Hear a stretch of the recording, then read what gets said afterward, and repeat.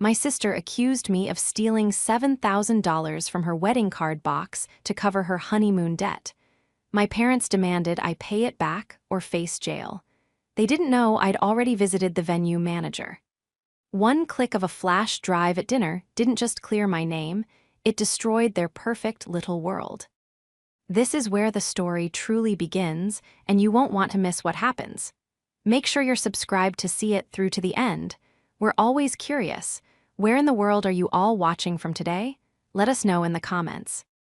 I was sitting in my living room, the kind of silence around me that usually felt peaceful, but that evening, it felt heavy, like the air before a thunderstorm. I was still recovering, physically and emotionally, from the sheer exhaustion of the weekend. My sister's wedding had been a 3-day marathon of excess, stress, and forced smiles, and I had just returned to my apartment, looking forward to a week of absolute nothingness. I had taken a few days off from my job as a forensic accountant, a career that demanded intense mental focus, and I was feeling the burnout deep in my bones. I was curled up on the sofa, a heating pad on my lower back, sipping lukewarm tea, when my phone buzzed on the coffee table. It was my father, Christopher. I frowned. We had all just said goodbye a few hours ago. The brunch had wrapped up, they had headed to the airport to see Claire and Ryan off, or so I thought, and I had driven home. A call now usually meant someone had forgotten a suitcase or a flight was delayed. "Hello," I answered, my voice raspy from lack of sleep. "Olivia." The tone of his voice made me sit up straight, the heating pad sliding off my lap.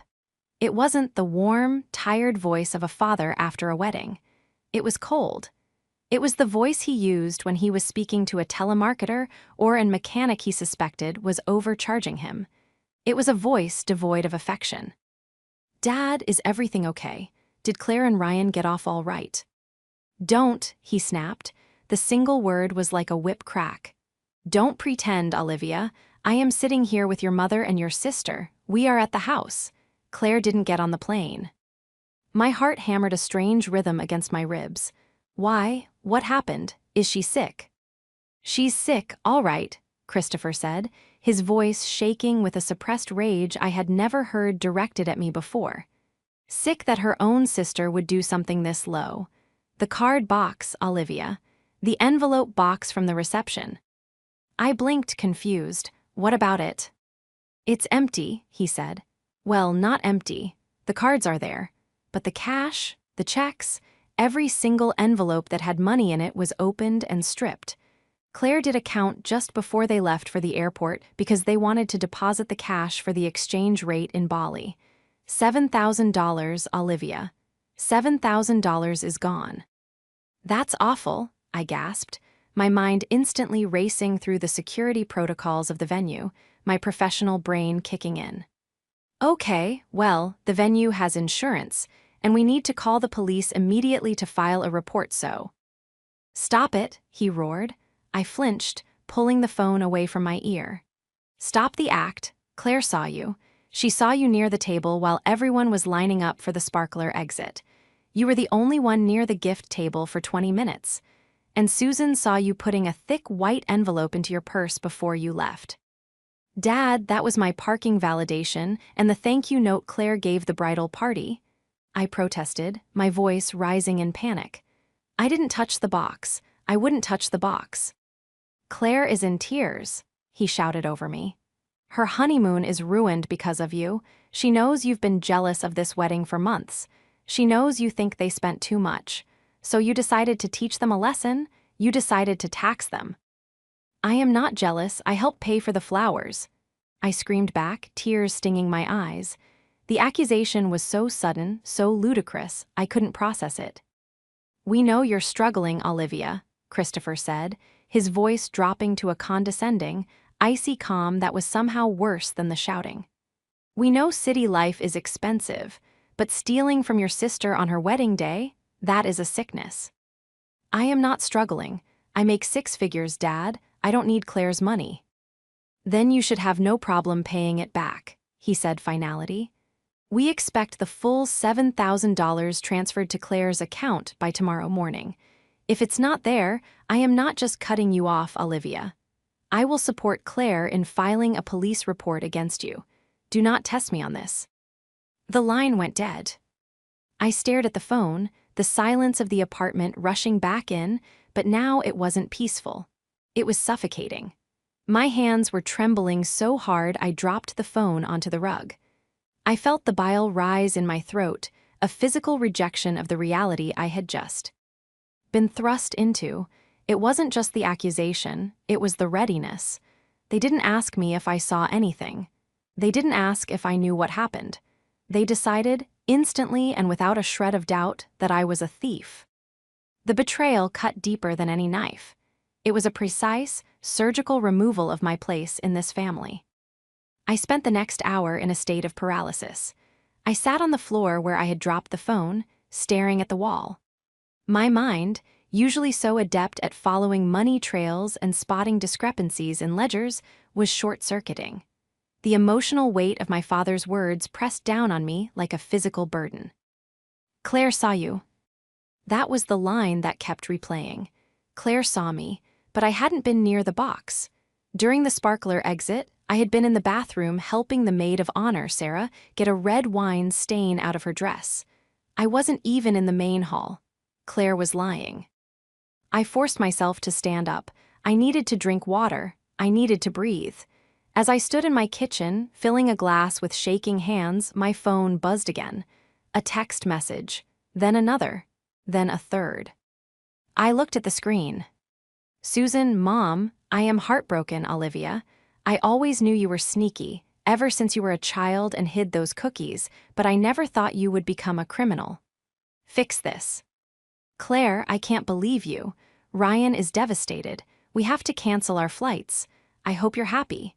You've always been a bitter, jealous bitch. Send the money, or I swear to God, I will ruin your career. I know your firm doesn't like employees with theft charges. Christopher, Dad, I meant what I said. Tomorrow morning, 9 a.m., or I call the sheriff." I read the text from my mother again. "I always knew you were sneaky." The memory hit me like a physical blow. The cookie incident she was referencing happened when I was 6 years old. Claire, then 3, had eaten an entire sleeve of Oreos and thrown up on the carpet. When Mom came in screaming, Claire had pointed a chubby finger at me and cried. I was grounded for a week. I had never eaten a single cookie. That was the dynamic. That had always been the dynamic. Claire was the light, the joy, the fragile princess. I was the older one, the responsible one, the one who could take it. And apparently, the sneaky one. I felt a wave of nausea so strong I had to lean over the sink. They truly believed this. It wasn't just anger.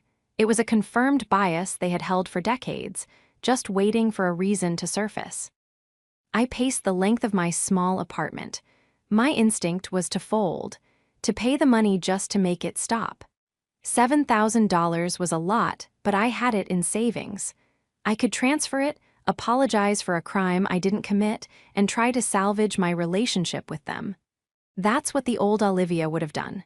The Olivia who just wanted peace. But then I looked at Claire's text again. "I will ruin your career."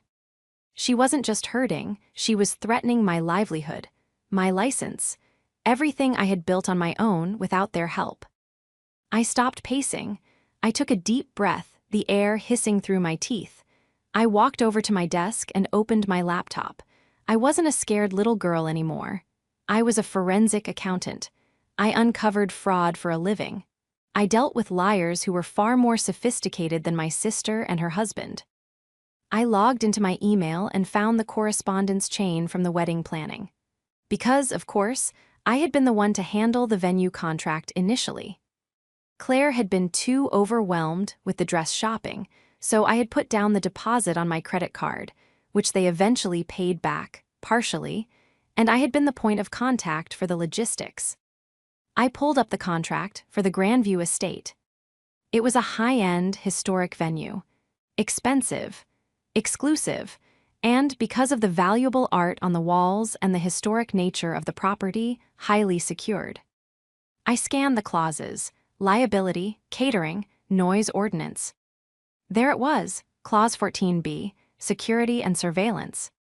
For the protection of the property and guests, The Grandview estate maintains 24-hour high-definition video surveillance of all public areas, including the foyer, ballroom, and gift intake areas. Footage is retained for 30 days. A cold, hard resolve settled in my stomach, replacing the nausea. My family thought they had me cornered. They thought I was the same scapegoat I had been at 6 years old, defenseless against Claire's crocodile tears. They were so busy constructing their narrative of the jealous, stealing sister that they had forgotten one crucial thing. I didn't just attend the wedding, I read the fine print. I picked up my phone. I wasn't going to call my dad. I wasn't going to call Claire. I dialed the number for the venue manager, a woman named Linda, whom I had befriended during the months of planning. It was late, but I knew she often worked in the office until midnight after weekend eve. NTS. The phone rang twice. Grandview Estate, Linda speaking.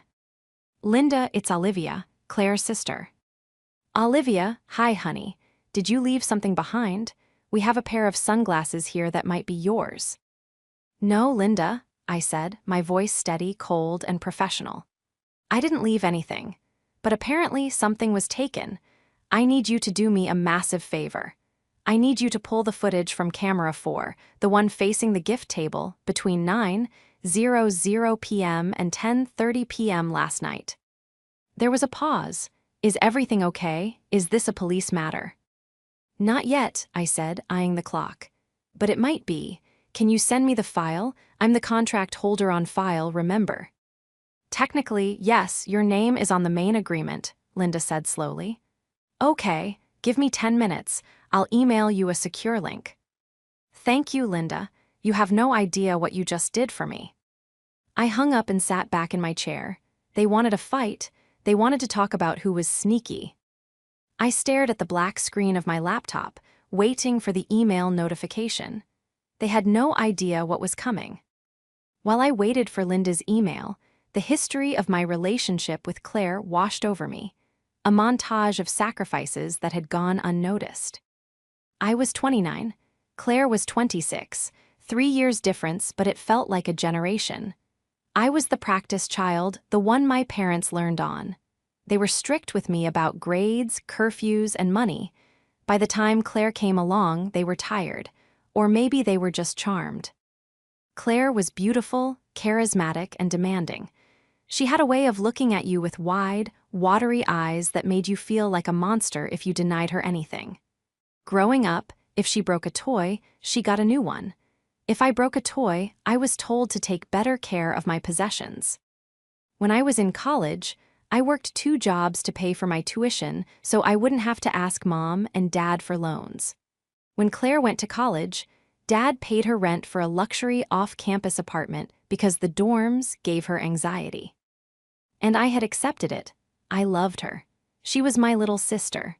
I defended her. When she got into credit card debt at 22, I gave her $2,000 to pay it off so Dad wouldn't find out. When she crashed her car because she was texting, I drove her to work for 3 weeks. But the shift happened when she met Ryan. Ryan was 30, a consultant with a vague job description, a leased BMW, and a smile that didn't reach his eyes. He was obsessed with image. From the moment he entered the family, he amplified Claire's worst traits. Her desire for nice things turned into a hunger for status. Her occasional selfishness turned into entitlement. The wedding planning had been a nightmare. Claire and Ryan wanted a $50,000 wedding on a $20,000 budget. My parents, Christopher and Susan, had dipped into their retirement savings to help. I had paid for the florist and the DJ as a gift, totaling nearly $4,000. But it was never enough. I remembered a dinner 2 weeks before the wedding. Ryan had been complaining about the cost of the honeymoon, a luxury tour of Bali. It's just ridiculous, Ryan had said, stabbing at his steak. We deserve a break. I mean, with the stress of this wedding, we should be going away for a month, not 10 days. Maybe you could scale back the floral arrangements, I had suggested gently. Ryan had looked at me with a sneer. Easy for you to say, Olivia. You live like a monk. Claire has standards. We aren't going to have a trashy wedding just because you think we should save pennies." Claire had laughed. "Yeah, Liv, don't be such a buzzkill. We'll get a ton of cash gifts. Everyone knows the rule is to cover your plate plus extra. We're inviting 200 people. We'll probably profit." We'll probably profit. The words echoed in my head now. That was their mindset. The wedding wasn't a celebration of love, it was a fundraising event. They had counted that money before it was even in the box, and now that they had likely overspent on something else, or perhaps the guests hadn't been as generous as they hoped, they were panicking. And who was the easiest target to fill the gap? The sister with the good job and no husband to defend her. The sister Mom already thought was sneaky. The email notification pinged. From Linda at Grandview Estate subject. Requested footage, camera 4. My heart hammered against my ribs. This was it. I clicked the link. The video player opened. The footage was crisp, high-definition black and white night vision, but the reception hall was well lit enough that it was in color. The time stamp read 9:15 p.m. I watched. There was the table, the white satin box with the slot in the top. Guests were mingling in the background. At 9:22 p.m., I saw myself walk past the table. I paused. My heart stopped. Did I touch it? No. I adjusted a picture frame that had fallen over next to the bow. X smiled at a passing waiter and kept walking toward the restrooms. I was in frame for maybe 6 seconds. I fast-forwarded. 9:45 p.m. The DJ announced the sparkler exit setup. The room began to clear out. At 9:52 p.m., the room was nearly empty. Then movement. 2 figures walked into the frame. They moved quickly, purposefully. They didn't look like thieves sneaking in from the outside. They looked like they owned the place. One of them was wearing a white wedding dress. I hit pause. I zoomed in. It was Claire, and right next to her, holding a large tote bag that usually held her change of shoes, was Ryan. I pressed play. I watched as my sister, the weeping victim, the heartbroken bride, lifted the lid of the box. It wasn't locked. The decorative latch was just for show. She began grabbing handfuls of envelopes. She was ripping them open, frantically. Ryan was standing guard, looking toward the door. He said something to her. She snapped back, shoving cash into the tote bag. She threw the empty envelopes back into the box, but then Ryan shook his head. He grabbed a handful of the empty envelopes and shoved them into his jacket pockets, likely to dispose of them later so it wouldn't look obvious that they had been opened on the spot. But they left enough inside to make it look tampered with rather than emptied. It took them 3 minutes. At 9:56 p.m., they smoothed their clothes. Claire checked her makeup in the reflection of the window. Ryan kissed her on the forehead, patted the bag which was now bulging with cash, and they walked out toward the sparkler exit to be cheered by the very people they were stealing from. I sat back, the air leaving my lungs in a rush. They didn't just steal the money. They stole it from themselves to hide it, likely from my parents, or perhaps to hoard it away from joint accounts, or maybe just to stage a theft to claim insurance. Or, and this was the sickest part, to double dip. If they claimed it was stolen and blamed me, my parents would force me to repay the $7,000. They would keep the original $7,000 and get another $7,000 from me. It was a $14,000 swing. I looked at the freeze frame of Claire's face. She wasn't crying, she was smiling. It was a greedy, triumphant smile. A cold fury replaced my shock. My sadness evaporated. I wasn't the little sister anymore.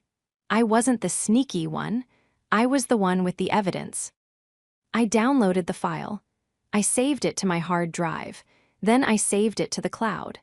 Then I reached into my desk drawer and pulled out a plain black USB flash drive. I transferred the file. Then I picked up my phone. I didn't text Claire. I texted my dad. To Christopher, I will bring the money, but I want to do it in person. I want everyone there. Mom, you, Claire, and Ryan, dinner tomorrow night at the house. I want this resolved face-to-face. His reply came 1 minute later. "Christopher, good choice, we will be waiting. 7 p.m. I looked at the flash drive in my hand. It felt heavy, like a loaded weapon. "See you at dinner," I whispered to the empty room. The morning of the dinner, I didn't wake up feeling like a victim.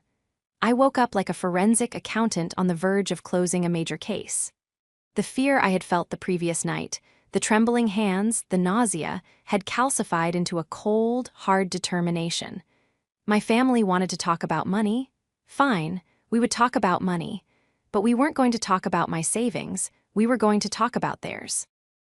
I sat at my kitchen table, a fresh pot of black coffee beside me, and logged into my work laptop. I wasn't doing this on company time, technically, but I was using the skills and the public record databases that my subscription fees paid for. I had the smoking gun video, but my training told me that theft is rarely an isolated incident. People don't just decide to rob their own wedding guests on a whim. There is always a precursor. There is always a pressure point. I started with Ryan. He liked to present himself as a high-flying business consultant. He drove a leased BMW 5 Series. He wore a Rolex that I had always suspected was a high-quality replica. My parents ate it up, bragging to their friends about their successful son-in-law who was in finance. I pulled up the public records for the county. I started with civil court records, nothing under his current address. I expanded the search to his previous address in the city. Bingo! 2 years ago, a judgment for $4,500 from a landlord for unpaid rent and damages. It was listed as satisfied only 6 months ago. Interesting, who paid that off? I dug deeper. I checked the UCC filings, Uniform Commercial Code. These are public records that lenders file when they have an interest in personal property, usually for business loans or high-risk personal loans. There was a filing from 4 months ago. The creditor wasn't a bank. It was a company called QuickCap Solutions, LLC. A quick Google search revealed they were a IG Interest, short-term lending agency, a predatory lender. The kind you go to when the banks have already said no. The secured collateral listed? Future receivables. It was a business loan, but for a consulting firm that had no website, no LinkedIn presence, and its registered address was a P.O. box at a UPS store. The amount financed, $15,000. I leaned back, sipping my coffee. Ryan was drowning. He had taken out a high-interest loan 4 months before the wedding. Why? To pay for the ring? To pay for the deposit on the BMW? It didn't matter. What mattered was that the payments on a loan like that would be aggressive, weekly draws. If he missed them, they would come after him hard. Then I looked at Claire. My sister had a job as a marketing coordinator. It paid decent money, maybe $55K a year. But her credit report, which I couldn't access legally without permission, wasn't necessary to see the pattern. I looked at her Venmo history, which she had foolishly left public. In the last 3 months, there were dozens of outgoing payments to Ryan. Captions like rent help, car payment, and groceries. She was subsidizing him. The rich husband was bleeding her dry, and now they were both bleeding out. The wedding wasn't just a party, it was a lifeline. They needed that cash box to be full. And when they realized the cash gifts might not cover the QuickCap loan and the honeymoon, they panicked. They decided to double dip. Steal the cash to hide it from the debt collectors or use it immediately, and then extort me for another $7,000 to cover the loss. It was a Ponzi scheme built on tulle and buttercream frosting. I printed everything: the judgment, the UCC filing, the screenshots of the Venmo transactions. I organized them into a crisp manila folder. Then I went to the bank. I withdrew $7,000 from my savings account in the form of a cashier's check made out to Claire and Ryan. The teller smiled at me, a late wedding gift. I looked at the check, the paper smooth and heavy in my hand. Something like that, it's for an education. Oh, are they going back to school? No, I said, sliding the check into an envelope. But they are definitely going to learn a lesson today. I went home, showered, and put on my court armor, a sharp navy blazer, tailored trousers, and heels that clicked with authority on the floor. I put the flash drive in my blazer pocket. I put the manila folder in my bag. I put the check in my purse. I was ready. The drive to my parents' house took 40 minutes. Usually, this drive was filled with a low-level anxiety, a rehearsal of what I would say to avoid criticism. Yes, Mom, I'm dating. No, Dad, I didn't get a promotion yet. Today, the anxiety was gone. It was replaced by a buzzing adrenaline, a hyper-awareness of every detail. The sun was setting as I pulled into the driveway, casting long shadows across the perfectly manicured lawn that my father prized above all else. His truck was there. Claire's car was there. Ryan's BMW was parked right in the center, taking up 2 spots as usual. I walked to the front door and didn't knock. I used my key. I stepped into the foyer. The smell of pot roast wafted from the kitchen, my mother's serious family discussion meal. "We're in the dining room," my father's voice boomed. I walked in. The table was set with the good china, which felt grotesque given the circumstances. My father sat at the head of the table. My mother was on his right.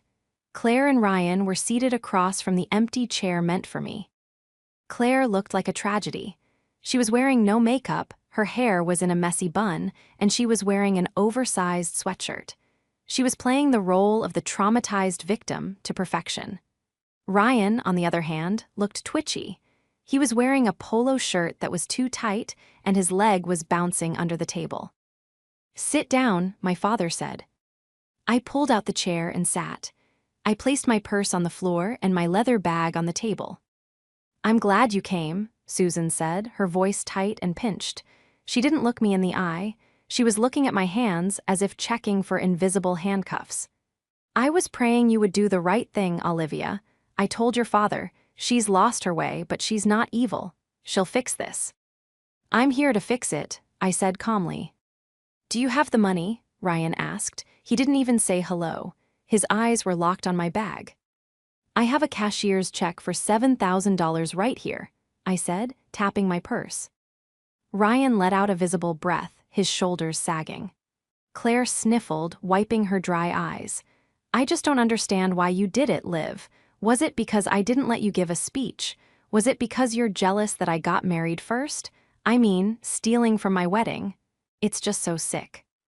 "It is sick," I agreed, looking her dead in the eye. "It's a betrayal of the highest order." My father cleared his throat. "Let's not rehash the crime. Olivia is here to make restitution. We agreed that if she pays the full amount today, we will not involve the police. We will keep this within the family. But Olivia, you need to understand that things are going to change. We can't trust you around the house anymore."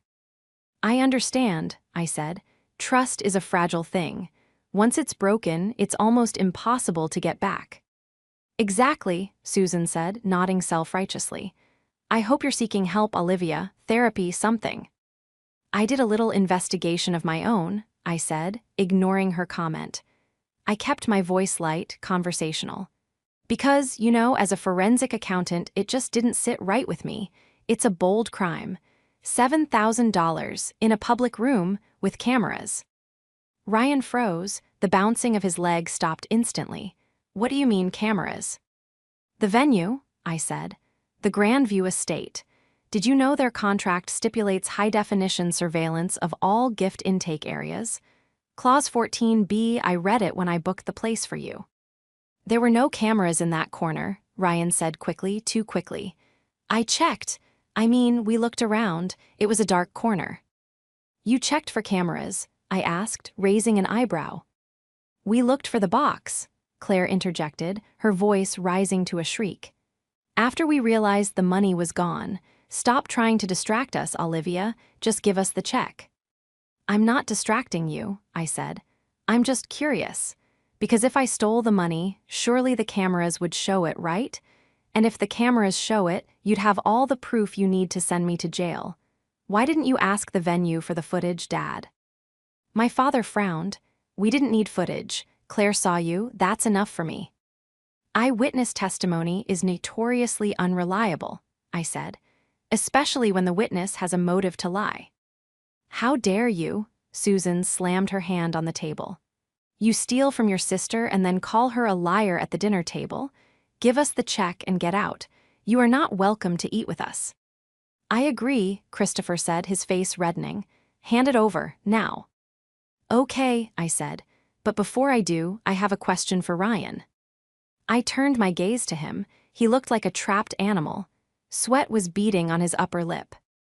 How is QuickCap Solutions treating you, Ryan? The silence that followed was absolute.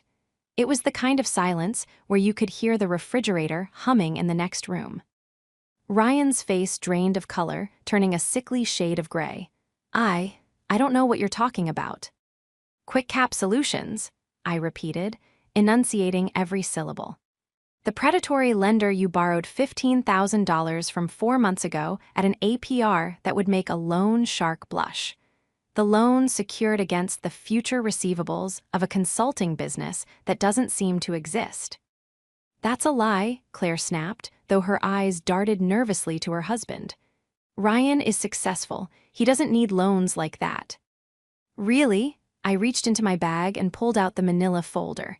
I slid it across the polished mahogany table toward my father. Open it, Dad.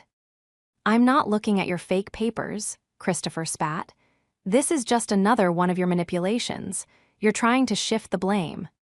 It's a public record, Dad, a UCC filing, and a judgment for unpaid rent from his last apartment, and Claire's Venmo history showing she's been paying his car note for 3 months.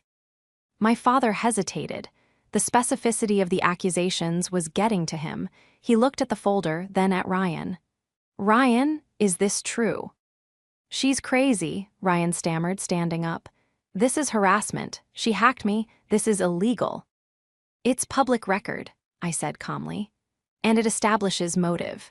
You're broke, Ryan. You're drowning in debt. You needed that wedding cash to pay off the loan shark before they started calling your house. But the envelope box wasn't enough, was it? Or maybe you just got greedy. Why settle for $7,000 when you can steal $7,000 and then guilt-trip your wife's family into giving you another $7,000? Shut up, Claire screamed. She stood up too, knocking her chair back.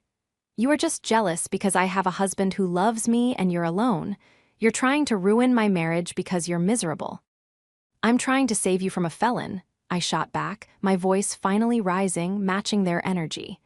Claire, look at him. Look at his face. He knows I'm right. Susan stood up now, shaking her finger at me. That is enough. I will not have you slander this young man in this house. He has been nothing but respectful and kind. You are projecting your own failures onto him. I want you to leave. Leave the check and get out. I don't want to see you until you've apologized. You want the check? I stood up, grabbing my purse. I have it, it's right here. I pulled out the envelope. Ryan's eyes locked onto it. He looked like he was about to lunge across the table. But I'm not giving it to you, I said, because I don't owe you a dime. You admitted it, Dad shouted. You said you brought the money. I brought the money to show you that I could pay it if I wanted to show you that $7,000 is not a life-changing amount of money for me. But for them, I pointed at Claire and Ryan, it's everything. Get out, my father roared, pointing at the door. I am disowning you, Olivia. You are finished in this family. Fine, I said. Disown me. But before I walk out that door, you are going to watch one thing. You said Claire saw me at the table. You said I was the only one there. She saw you, Susan cried. Then you should have no problem watching the video of the actual theft, I said. I walked over to the large flat-screen TV mounted above the fireplace. It was the pride and joy of my father's living room. What are you doing? Claire asked, her voice suddenly small. What video? The security footage from the Grandview estate, I said, reaching into my pocket and pulling out the black flash drive. Camera 4. 9:52 p.m., the exact moment the money disappeared. Don't plug that in, Ryan said, his voice low and threatening. He took a step toward me. Sit down, Ryan, I warned, my voice icy. Or I call the police right now and show them the footage instead. My father looked between me and Ryan. The confidence in his eyes was faltering. He saw the fear in Ryan's posture. He saw the panic in Claire's eyes. "Let her play it," Christopher said quietly. "Bob, no," Susan protested. "It's just going to be some trick." "I want to see it," Christopher said, his voice hardening. "If she's lying, we'll know in 10 seconds. Play it, Olivia." I plugged the drive into the USB port on the side of the TV. The screen flickered to life. The folder popped up. I selected the file labeled Evidence Cam 4, MP4. The loading circle spun for a second. "Prepare yourselves," I said, stepping back from the TV so they had a clear view. Because sneaky doesn't even begin to describe what you're about to see. The room was dim, illuminated only by the cold, blue light of the 60-inch television screen. I stepped to the side, leaning against the mantel of the fireplace, my arms crossed. I watched them watch the screen. It was a surreal moment, seeing my family, my tormentors, frozen in a tableau of impending doom. On the screen, the timestamp read 9:51:45 p.m. The reception hall was largely empty, the tables cluttered with empty glasses and crumpled napkins. The DJ's lights were still swirling in the background, casting long, moving shadows across the dance floor. "This is ridiculous," Claire muttered, her voice trembling. She had sat back down in her chair, perhaps seeking stability, and picked up her fork, stabbing nervously at a piece of roast beef on her plate as if eating would normalize the situation. "There's nothing to see. You're just wasting our time." "Just watch," I said softly.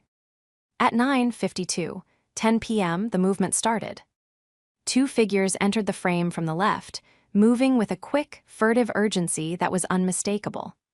The camera angle was high, looking down at the gift table, but the resolution was crystal clear. It was Claire, and it was Ryan. My mother gasped. It was a sharp intake of breath that sounded like she had been punched in the gut.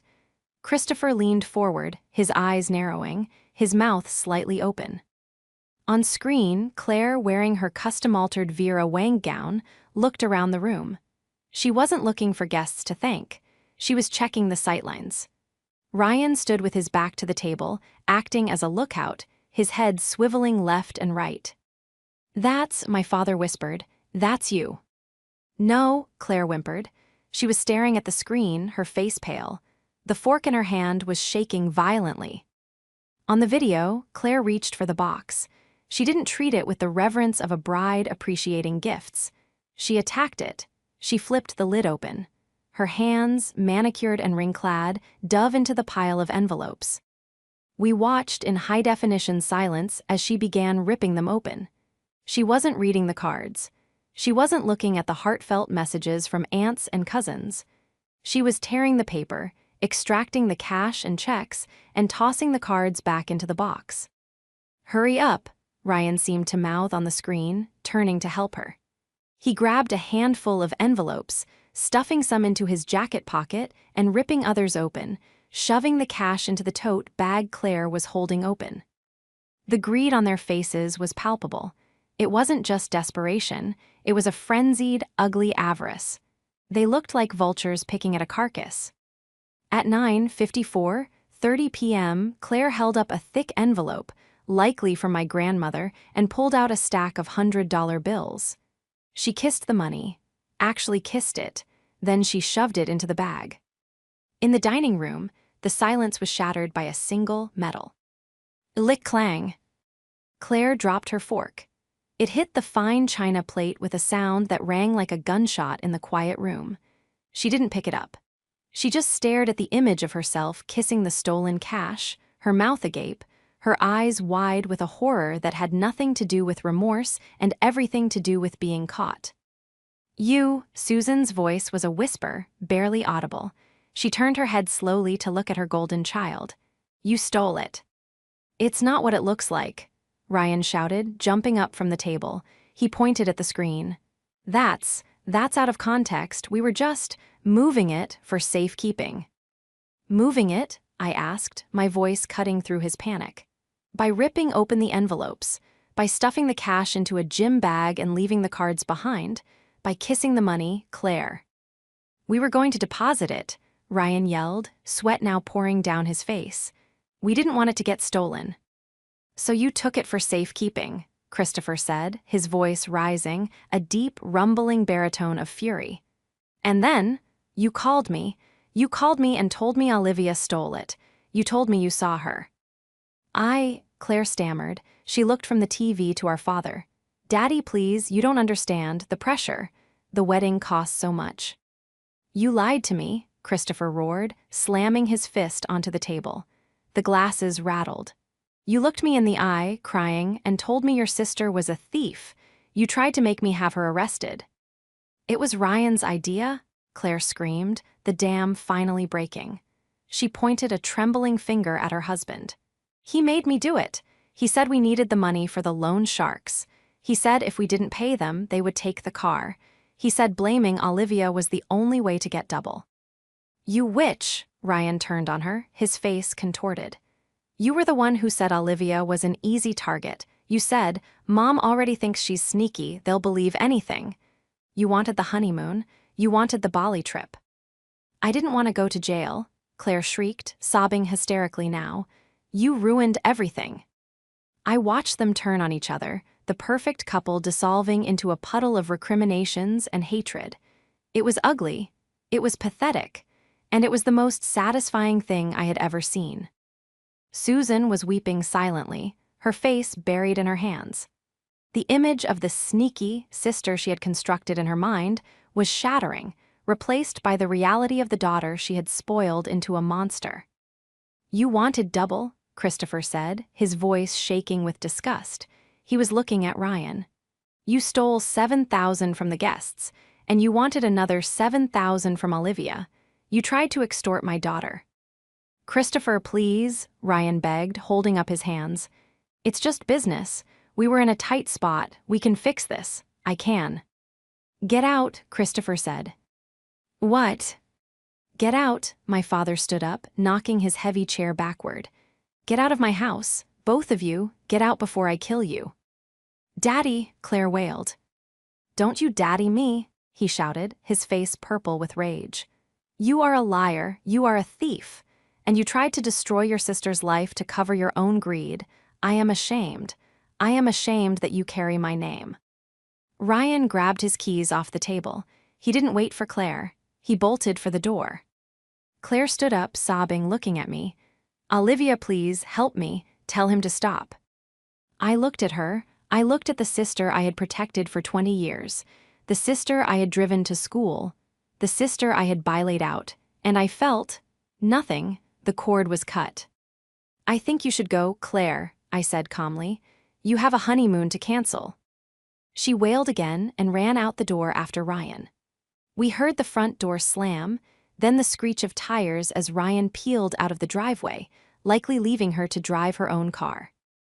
The silence returned to the dining room, but now it was filled with the wreckage of a family. I walked over to the TV and pulled out the flash drive. The screen went black. I turned to my parents. They were both staring at the empty chairs where the golden couple had just been sitting. Susan looked up at me, her eyes red and swollen. Olivia, she whispered, I don't know what to say. You don't have to say anything, I said, picking up my purse. You already said it all. You said I was sneaky. You said I was jealous. You said you knew I was capable of this. We were wrong, Christopher said, his voice hoarse. He looked old suddenly. The fight had drained out of him. We were so wrong. I am so sorry, Olivia. I know you are, I said. But sorry doesn't fix the fact that you were ready to send me to jail yesterday. You didn't ask me for my side. You didn't hesitate. You just believed the worst of me because it was easier than believing the truth about them. I walked to the door. Wait, Susan said, standing up unsteadily. Where are you going? Stay, P. Lise, let us make you dinner. Let us talk. I looked at the pot roast on the table, the serious talk meal. I have a dinner reservation, I lied, with people who know I don't steal. Olivia, please, Dad said, don't leave like this. I'm not leaving like this, Dad, I said, opening the front door. I'm leaving with my head up, and I'm leaving with my $7,000. I stepped out into the cool night air. Behind me, I heard my mother burst into fresh tears. I didn't look back. The fallout was swift, brutal, and entirely public. I didn't have to leak the video. I didn't have to ruin Claire's reputation. She did it herself. Or rather, the truth did. 3 days after the dinner, Ryan's BMW was repossessed from the driveway of the apartment complex where they lived. It happened in broad daylight, and a neighbor, one of the bridesmaids, actually saw it and posted about it in the group chat. The facade of the wealthy consultant crumbled overnight. The quick-cap loan shark didn't care about family drama. They just wanted their money. When Ryan couldn't pay, they garnished his wages from the temp agency he was actually working for, not the consulting firm he claimed to own. Claire and Ryan filed for annulment 4 weeks later. Apparently, once the money ran out and the lies were exposed, there wasn't much love left to sustain them. Ryan tried to blame Claire for the theft idea in court to avoid liability for the venue security breach, which Linda, the manager, had reported to the police after I told her the truth, but the judge wasn't impressed. They were both ordered to complete community service and pay a fine for the theft, though since the victims were technically themselves and their guests, no jail time was served. However, the social sentence was lifelong. As for my parents, they tried. Oh, they tried hard. My mother sent flowers. My father sent a check for $5,000 as an apology gift. I returned the check. I donated the flowers to a nursing home. I didn't cut them off completely. That would have required an emotional energy I didn't want to spend. Instead, I placed them in a box, much like the evidence folder. I engaged with them on my terms. I visited on holidays for a few hours. I was polite. I was successful, but I was distant. The dynamic had shifted permanently. They no longer criticized my career or my single status. They walked on eggshells around me, terrified that I would leave again. They had lost their golden child, and they knew they were one wrong move away from losing their spare. Susan eventually admitted to me, months later, that she had started therapy. She told me she was working on understanding why she had pitted us against each other. I wanted Claire to be the version of me that was happy, she said, and I wanted you to be the version of me that was strong. I punished you for your strength. It was a start, but forgiveness is a long road, and I wasn't in a rush to walk it. 6 months later, I was promoted to senior partner at my firm. The celebration dinner was at a high-end steakhouse downtown. I invited a few friends and colleagues. As we were ordering, my phone buzzed. It was a text from Claire. Claire, hey Liv, I know you hate me, but I'm really struggling. Ryan left me with all the debt. I'm living in a studio apartment and eating ramen. Can I borrow $500 just for groceries? I promise I'll pay you back. I looked at the message. I remembered the little girl who ate the cookies and blamed me. I remembered the bride who kissed the stolen money. I remembered the sister who told me she would ruin my career. I didn't feel anger. I didn't feel pity. I just felt clarity. I typed a reply. Me, I think you should ask Mom and Dad. They always had a soft spot for your stories. Then I blocked the number. I put the phone face down on the table and looked up at my friends. The waiter arrived with a bottle of champagne. What are we celebrating specifically? One of my colleagues asked, raising her glass. I smiled, a genuine, unburdened smile that reached my eyes. We're celebrating balance, I said, clinking my glass against hers. And the fact that the ledger is finally clear.